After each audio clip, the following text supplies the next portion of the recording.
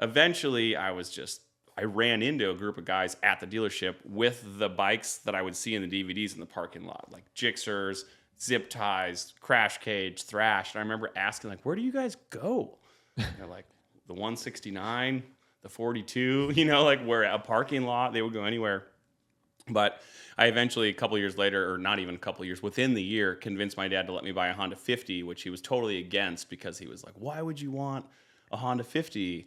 And at the time, BBR was ripping, but these guys all had little 50s, and they were all riding wheelies through the neighborhood, and I just wanted that so bad. And like within a short period of time, went from Honda 50 to TCR 125 to F4i to competing in like 2 years. Oh, really? Yeah, and it was 13, 14 years old. Okay. But I wasn't like road racing. I wasn't like on a track of performance riding. It was like stunt riding. That was my in. And then we found out on a web forum, like Messenger web forum, that there was a competition that was like 6 hours away in a couple months. And it was like the Stunt Life Shootout in like Racine, Wisconsin. We're like, okay, so you have like a flyer on a web forum with an address and like the worst version of Microsoft Paint, like a wheelie picture cut out with like a person doing a stoppie and like a money sign. And like, it was, okay, let's hop in the truck. And my dad and I drove out there. And then I saw like, whoa, there's some guys that like have a matching bike and truck and they're really good rider. And like, they had a vibe. And then there's some people that's just like smoking weed and doing burnouts in the parking lot. And, like you had this polarity, but then every once in a while you'd be like, that guy, like, he looks like he has sponsors and he looks proper. And it's like, like there was a guy like Dan Jackson where it's like all his bikes had chrome wheels and his gear matched. And I was like, okay, that's cool. But I still didn't like know what that meant or what to do. I just knew that that was super cool. Like the first time I went there, I saw this guy within 3 minutes getting out of the truck, like roll like 700-800 foot stoppie on like an old 929.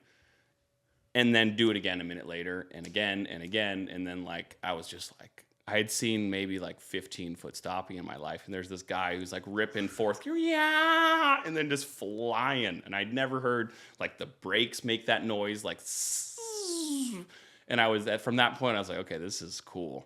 This is like, how do I do this? Yeah. Did your dad like? So my dad at the time was buying and selling motorcycles periodically that he was commuting on. So he, before I was born, road raced a little bit with OMRA and WRMRA in Washington and Oregon on like EX 500 and FZ 750. So like definitely the bikes that those those are just a different generation of motorcycle and brakes. But he did, and then I came around and there was no more racing. But he, through up multiple points in my life, had a sport bike that was how he was getting to work in the summer. Yeah, if that was 2 like months of nice weather. Yeah, exactly. And so like I remember tundra. that being like, I mean, they're cool bikes, like mid '90s ZX9 or '86 Gixxer 750 or like cool older generation bikes. And he himself aspirationally was like, I really would like to learn how to do a wheelie.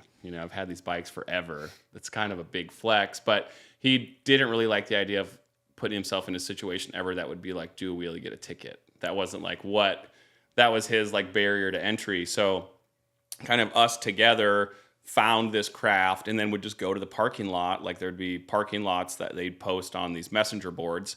And then we'd meet up with people we never met before because someone had permission, or at least it was commonly understood that this was a parking lot that like nobody was going to have an issue with. And then we go out practice. And it was weird because at the time I was in like 5th or 6th grade. And the way they're avoiding confrontation is like by practicing at like 9 at 10 o'clock at night. So you're going to practice from like 10 to 2 a.m., running this weird schedule and just riding, wheelies till 2 a.m. on pit bikes, and it wasn't like an everyday thing, but we had met up with different guys. And around this time, I think YouTube was coming around, but not quite. But there were some other ways you could upload videos. Or YouTube had just came around. And I remember I put up a video of me riding that like I used my dad's laptop. I converted a high 8 tape to digital to put on a hard drive. And I put together a clip of me riding for like 2 minutes with like Rage Against the Machine song on YouTube. And it was crazy because after I did that, it was just like thrashed mesh jacket, motocross helmet, no bodywork F4i, in a half wet fall parking lot in Minnesota. And like I was like 13, and it was like doing some circle wheelies and scraping and doing things that no one had really ever seen. And that video is what put me in touch with people who are like, hey, there's like big competitions down in Florida that like 4, 5, 6 grand to win, you know. So like some of these different ones, which I wasn't like immediately there, but How do you even get to the point of doing circle wheelie? Like I can't even do a regular Can we wheelie. hold on? Right? Can we back up? Can we just talk about that? We were in the era before YouTube and flyers,